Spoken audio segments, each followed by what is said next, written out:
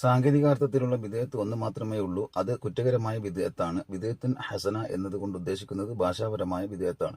ഇസ്ലാമിൽ പ്രതിഫലാർഹമെന്ന് പ്രത്യക്ഷത്തിൽ തോന്നുന്ന ആചാരങ്ങൾ, അതായത് പുതിയ രൂപത്തിലുള്ള സ്വലാത്ത് രൂപപ്പെടുത്തുക, പുതിയ രൂപത്തിലുള്ള ദിക്ർ രൂപപ്പെടുത്തുക പോലുള്ളവ, ഈ വിധം രൂപപ്പെടുത്തി അവയ്ക്ക് പ്രത്യേക പേര് നൽകി അത് ചൊല്ലൽ പുണ്യകരമെന്ന് പറഞ്ഞാൽ അത് വിധേയത്ത് ഹസനത്തല്ല, കുറ്റകരമായ വിധേയത്ത് തന്നെയാണ്. ഇമാം മാലിക് റളിയല്ലാഹു അൻഹു പറയുന്നു, ഒരാൾ ഇസ്ലാമിൽ ഒരു വിധേയത്തുണ്ടാക്കുകയും അതിനെ നല്ലതായി കാണുകയും ചെയ്താൽ അവൻ മുഹമ്മദ് നബി റിസാലത്തിനെ വഞ്ചിച്ചെന്ന് വാദിച്ചവനായി. എന്നാൽ ഇസ്ലാമിൽ അടിസ്ഥാനമുള്ള ഒരു കാര്യത്തിന്റെ നിർവഹണത്തിന് കാലികമായ രീതികൾ രൂപപ്പെടുത്തിയാൽ അവയെക്കുറിച്ച് നല്ല വിധേയത്തുകൾ എന്ന് പറയാവുന്നതാണ്. സുദ്ദീഖ് റളിയല്ലാഹു അൻഹുവിന്റെ ഖുർആൻ ക്രോഡീകരണം, ഉമർ റളിയല്ലാഹു അൻഹു തറാബീഹ് ഒരു ഇമാമിന്റെ കീഴിലാക്കിയ നടപടി പോലുള്ളവ ഉദാഹരണം. എന്നാൽ ഒരാൾ കുറെ ദിക്റുകൾ രൂപപ്പെടുത്തി അതിന് ഒരു പേരിട്ടു, അല്ലെങ്കിൽ പുതിയ രൂപത്തിലുള്ള ഒരു സ്വലാത്ത് ക്രമീകരിച്ചു എന്നിട്ട് അതിനു ഒരു പേരിട്ടു, അതുമല്ലെങ്കിൽ സ്ഥിരപ്പെട്ട ഒരു ദിക്റിന് സ്വന്തം നിരക്ക് ഒരു നിശ്ചിത എണ്ണം നിശ്ചയിച്ചു എന്നിട്ടവ ചൊല്ലിക്കൊണ്ടിരുന്നു എങ്കിൽ അത് ബിദ്അത്താകില്ല. അത് ബിദ്അത്താകുന്നത് ആ രീതിയിൽ അവ നിർവഹിക്കുന്നതിനു പ്രത്യേക പ്രതിഫലമുണ്ടെന്ന് പറയുമ്പോഴാണ്.